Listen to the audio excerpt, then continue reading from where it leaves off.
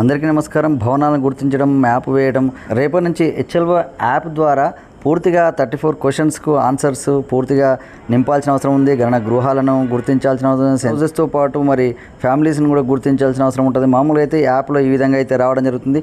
ఈ వీడియోలో పూర్తిగా ఆ 34 క్వశ్చన్స్ కూడా ఎక్స్ప్లెయిన్ చేస్తాను, ఏ క్వశ్చన్కి ఏ విధంగా రాయాలని.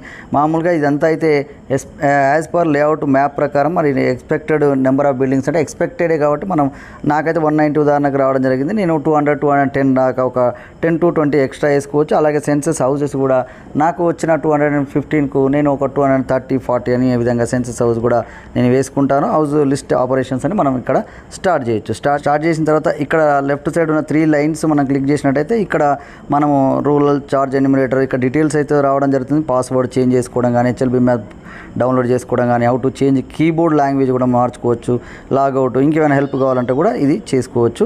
తర్వాత ఇప్పుడు పూర్తిగా ఈ మామూలుగా బుక్లో కూడా ఈ క్వశ్చన్స్ కూడా ఆన్సర్స్ కూడా మనం ఇందులో కూడా ఒక మోడల్గా కూడా రాసుకోవచ్చు. ఈ 34 క్వశ్చన్కు సంబంధించిన వీటి ఆన్సర్స్ ఎలా ఫిల్ చేయాలో వీటిని అయితే నేను ఎక్స్ప్లెయిన్ అయితే చేస్తాను.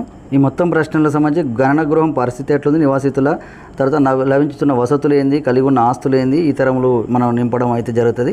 ఈ విధంగా మనకు యాప్ ఓపెన్ చేసిన తర్వాత ఈ పంక్తి నెంబరు అంటే డిజేబుల్ చేయబడే ఉంటుంది. లైన్ నెంబర్, సీరియల్ నెంబర్ అంటాం. నెక్స్ట్ బిల్డింగ్ నెంబర్, ఇక్కడ municipal or local authorities or census number, ఇక్కడ enter or select building number, ఇది మాత్రం మనం ఇవ్వాలి. ఎందుకంటే మామూలు మున్సిపాలిటీలలో ఆల్రెడీ బిల్డింగ్కు నెంబర్ ఉంటుంది, ఇంటి నెంబర్ ఉంటుంది, హౌస్ నెంబరు మనం వేయొచ్చు. కాకుండా ఇక్కడ చాలామంది డౌట్ ఏంటంటే మామూలుగా 001 CN 001 మామూలు అన్నీ నార్త్ వెస్ట్ సౌత్ ఈస్ట్ వరకు వేసేటప్పుడు మరి నెంబర్ ఏ నెంబర్ వేయాలి, ఇంటి నెంబర్ వేయాలన్నా మరి సరే వరుస నెంబర్ 001 002 ఇట్లా వేయాలన్నా అనేది చాలామంది డౌట్. అయితే అక్కడ మాత్రం మనం నార్త్ వెస్ట్ని కరెక్ట్గా సీరియల్ నెంబర్ ప్రకారంగా ఒకవేళ మున్సిపాలిటీ కానీ లేదా గ్రామ పంచాయతీ వాళ్ళు వేయకపోవచ్చు. కాబట్టి మనం అక్కడ మాత్రం అన్నిటికీ ఆ గణన గృహాలకు నెంబర్ సొంతంగా మనం ఎన్యూమరేటర్గా ఇవ్వాల్సి ఉంటుంది. అది 001 002 003 ఈ విధంగా లైన్గా ఇచ్చుకుంటూ వెళ్తాం. కానీ ఇక్కడ మామూలుగా ఈ నింపేటప్పుడు మాత్రం ఈ సెకండ్ కాలం మాత్రం మన సొంతంగా ఏ ఇంటికైతే పోతామో ఆ ఇంటి నెంబర్ మాత్రమే వేయాలి, అంటే యాజ్ పర్ రూల్. ఎందుకంటే ఇక్కడ వాళ్ళు అది లేని పరిస్థితులలో మనం వేసిన నెంబర్ని వేయాలి. కాకపోతే టోటల్గా మాత్రం ఫస్ట్ మనం ఒక ఎన్యూమరేటర్కి ఒక 150, 200 వచ్చినప్పుడు ఆ వరుసగా 001 కాంచి 200 వరకు అవి ఆ నెంబర్ మనం వేసుకుంటూ పోతాం. కాకపోతే ఒకవేళ వరుసగా ఆ కాలనీలో మీకు ఇచ్చిన హౌస్ మొత్తం సీరియల్ నెంబర్ ప్రకారం ఉంటే వాటిని గోడ పైన వేసుకుని పోయినా పర్వాలేదు. కానీ మనకు ఇచ్చిన ప్రకారం నార్త్ వెస్ట్ సౌత్ ఈస్ట్ అంటే కరెక్ట్గా ఆ లైన్లో ఉండవు కాబట్టి ఖచ్చితంగా ఇది 001 నుంచి ఇవి వేయాల్సిందే. తర్వాత ఇక్కడ రెండో కాలం నింపేటప్పుడు మాత్రం మున్సిపాలిటీ కానీ అంటే గ్రామ పంచాయతీ ఇంటి నెంబర్ ఉంటే ఇంటి నెంబరు వేయాలి. లేకపోతే మనం బిల్డింగ్ నెంబరు మనం వేసిన బిల్డింగ్ నెంబరు మనం సీరియల్ నెంబర్ ప్రకారం అయితే ఖచ్చితంగా ఎన్ని హౌసెస్ వచ్చినాయి అనేది మనం వేసుకుంటాం కాబట్టి ఆ బిల్డింగ్ నెంబర్ అయితే ఇక్కడ వేయాలనేది ఈ యొక్క ప్రశ్న యొక్క సారాంశము. తర్వాత ఇక్కడ రిపీట్ అని వస్తే మనం ఒకవేళ ఒకే భవనంలో కూడా 2, 3 గణన గృహాలు ఉండొచ్చు. ఒక గణన గృహంలో సెన్సెస్ మళ్ళీ హౌస్ హోల్డ్స్ కూడా ఎక్కువగా ఉండొచ్చు. అప్పుడు మాత్రం రిపీట్ అనేది మనం క్లిక్ చేస్తాం. మనం ట్రైనింగ్లో చూసినాం సెన్సెస్ హౌస్ నెంబర్, ఇది ఖచ్చితంగా ఇది ఫస్ట్ భవనం కాబట్టి సెన్సెస్ హౌస్ ఇక్కడ న్యూ ఆర్ రిపీట్ అని ఉంటుంది. ఖచ్చితంగా మనం రిపీట్ చేయడానికి ఛాన్స్ లేదు కాబట్టి న్యూ, అది ఆటోమేటిక్గా అది జనరేట్ అవుతుంది. మనం సొంతంగా టైప్ చేయడం ఉండదు. కానీ అది న్యూనా రిపీటా మనం క్లిక్ చేయాలి. నెక్స్ట్ ఈ విధంగా మనం వెళ్ళాలి అయితే ఉంటుంది.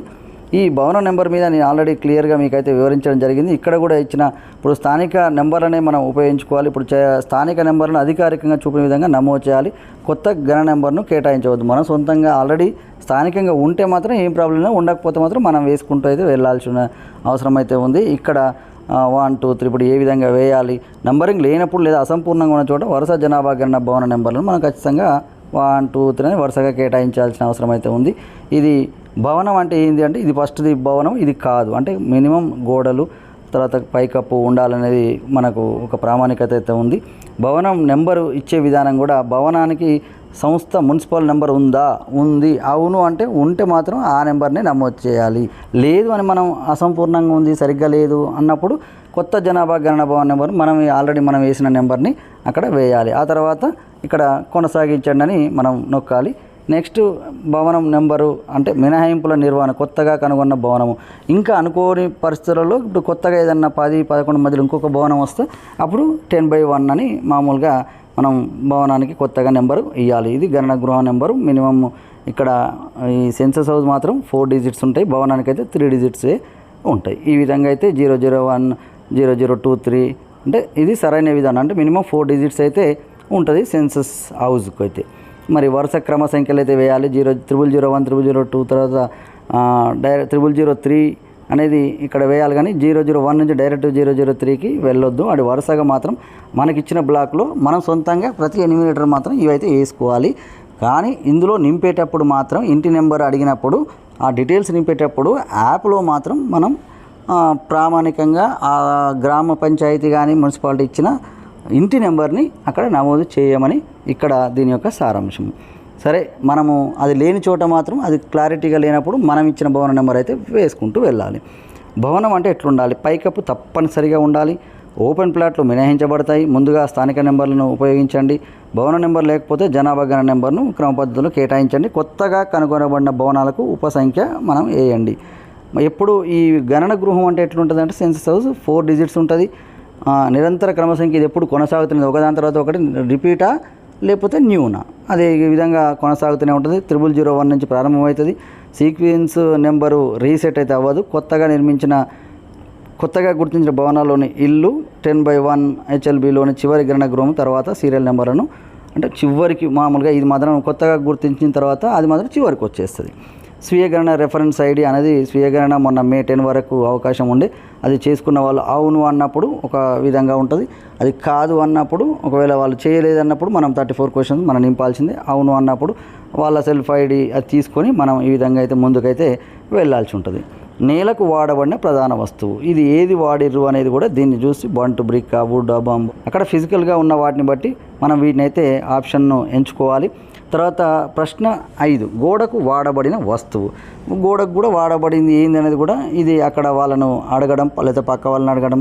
తర్వాత మనంతటా మనం ఫిజికల్గా ప్రత్యక్షంగా చూస్తాం కాబట్టి దాన్ని ఏది వాడితే దాన్ని మనం ఎంచుకోవాలి. అయితే ఏదైనా ప్రీడామినెంట్ అంటే ఎక్కువ, ఇప్పుడు 2 రకాల గోడలు ఉన్నాయనుకోండి, ఏది ఎక్కువగా ఉంటే దాన్ని మాత్రమే మనం ప్రామాణికంగా తీసుకోవాలి. ఏ క్వశ్చన్కైనా ప్రీడామినెంట్, ఒకవేళ అది 2 రకాలు 3 రకాలు కూడా వాడవచ్చు, 4 రకాలు కూడా ఉండొచ్చు. మరి వాడినప్పుడు ఏ రకం ఎక్కువగా ఉంది అనేది మనం దాన్ని సొంతంగా మనం బేరీజ్ వేసుకొని దాన్ని మనం నమోదు చేయాలి. పైకప్పుకు వాడబడిన వస్తువు కూడా ఇది కూడా కొన్నిసారి రేకులు ఉంటుంది, కొన్నిసారి ఈ పెంకులు ఉంటాయి, ఆ పెంకులు ఉంటుంది. అంటే మెషిన్ ద్వారా తయారు చేసిన పెంకులు ఉన్నాయి, ఇప్పుడు చేతితో తయారు చేసినవి. ఈ విధంగా మనకు ఏ ఆప్షన్ కన్నా ఎక్కువగా ఉన్నదనిపిస్తే ఆ ఆప్షన్ మనం ఎంచుకోవాలి. ఇది బండలు, రాయి కూడా వాడడం జరిగింది. ఇలా పైకప్పుకు డిఫరెంట్గా మనకైతే పైకప్పు వాడడం జరుగుతుంది. దానికి సంబంధించిన కరెక్ట్ ఆప్షన్ మనం ఎంచుకోవాలి.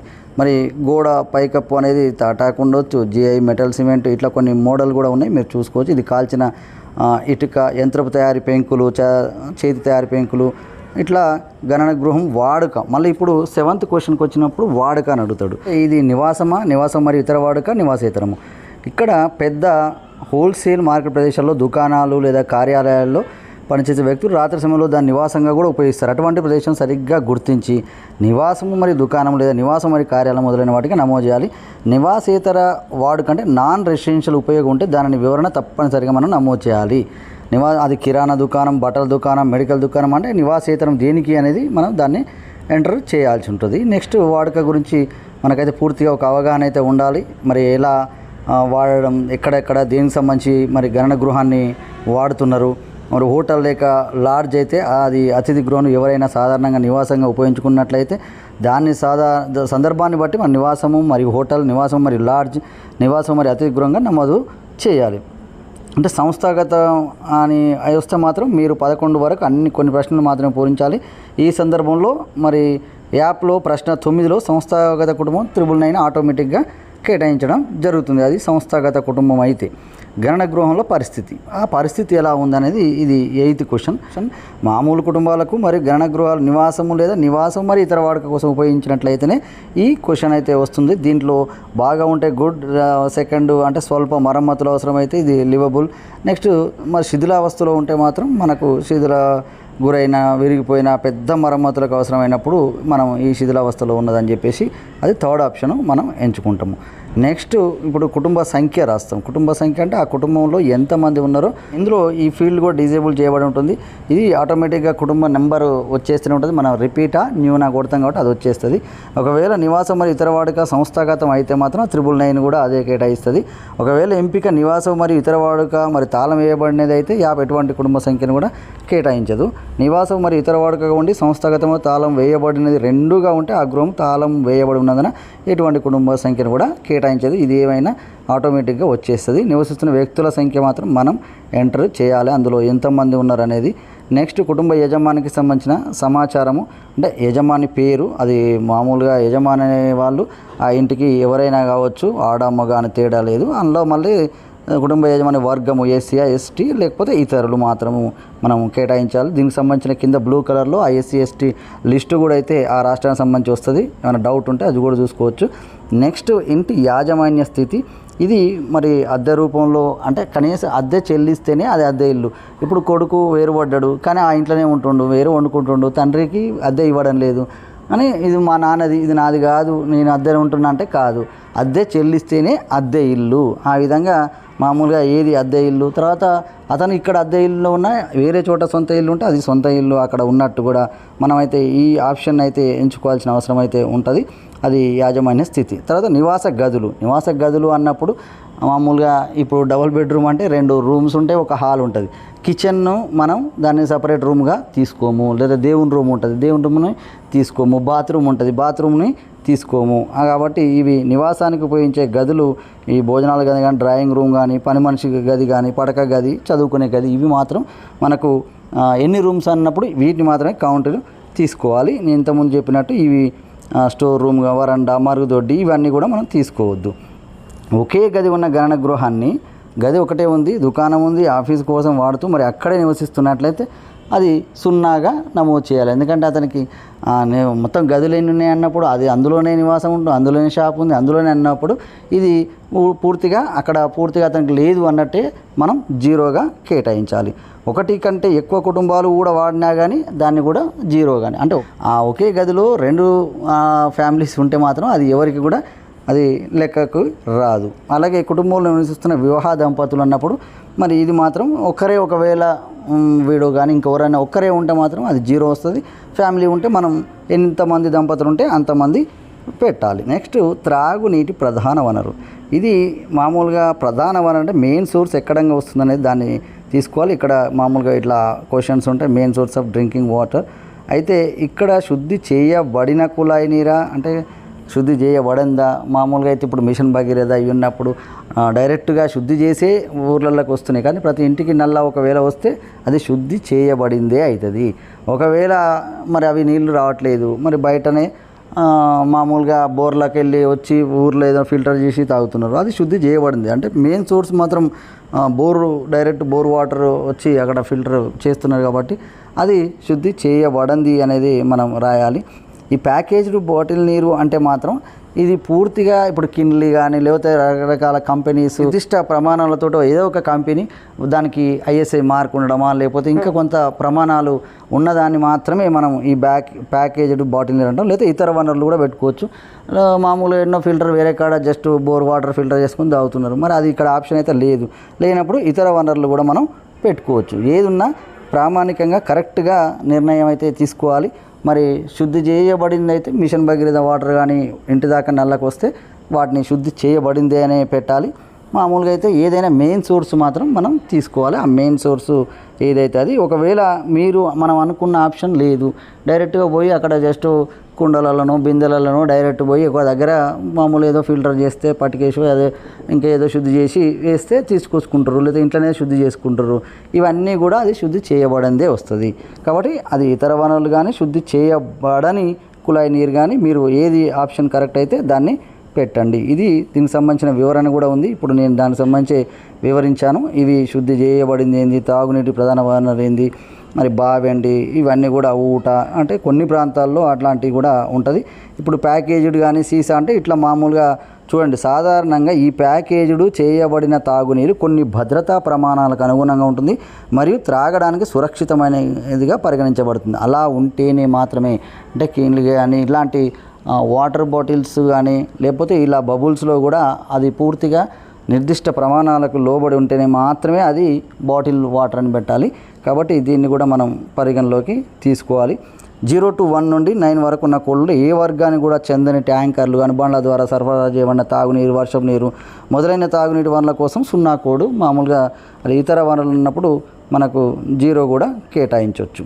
అలాగే త్రాగునీటి వనరుల లభ్యత అది ఎక్కడ వస్తుంది, అది పట్టణాలలో అయితే 100 మీటర్స్ లోపల దొరికితే అది సమీపాన, మామూలుగా గ్రామాలలో అయితే 500 మీటర్స్ లోపల దొరికితే అది ఆవరణ సమీపానాన్ని మనం గుర్తించాలి. వెలుతురు లభ్యమయ్యేది ఇది ఈజీగానే పెడతారు.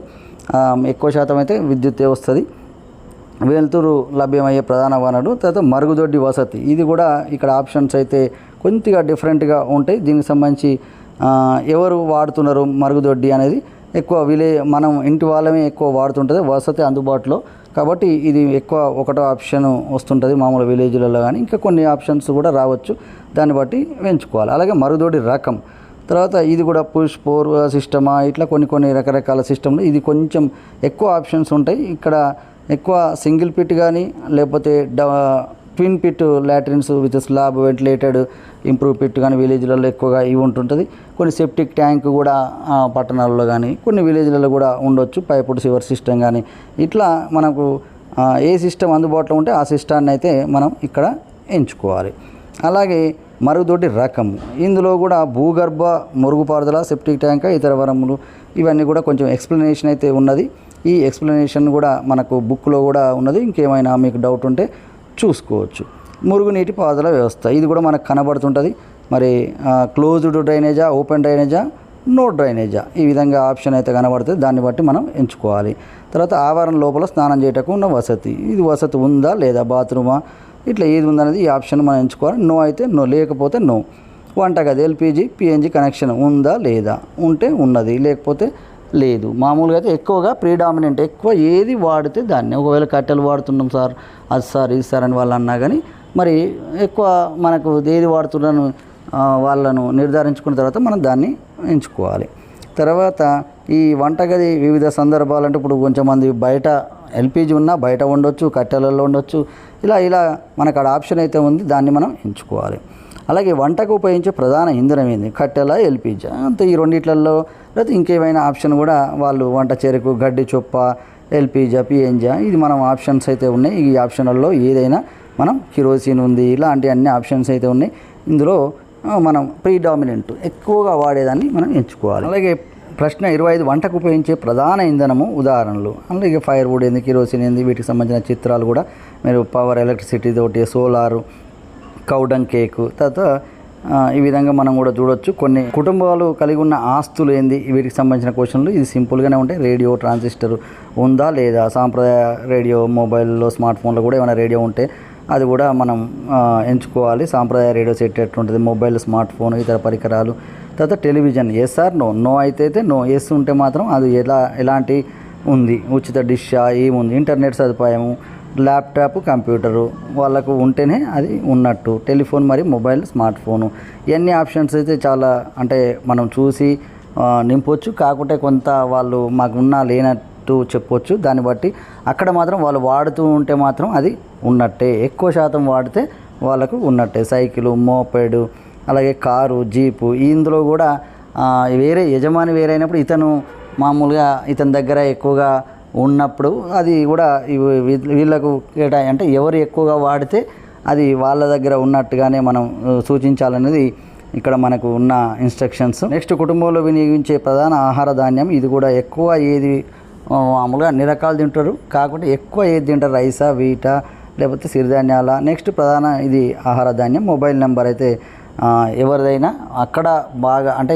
యజమానిదే ఉండొచ్చు, లేకపోతే అందులో ఏదైనా యాక్టివ్గా ఉన్న మొబైల్ నెంబర్ అయితే మనం తీసుకోవాలి. ఇది 2027 సెన్సస్ సంబంధించిన ముఖ్యమైన ప్రశ్నలు, వాటి సమాధానాలు, కొంత వివరణ అయితే నేను ఇవ్వడం జరిగింది. ఇంకేమైనా డౌట్ ఉంటే మీరు కామెంట్ చేయండి. I will try to clarify your doubts. Thank you.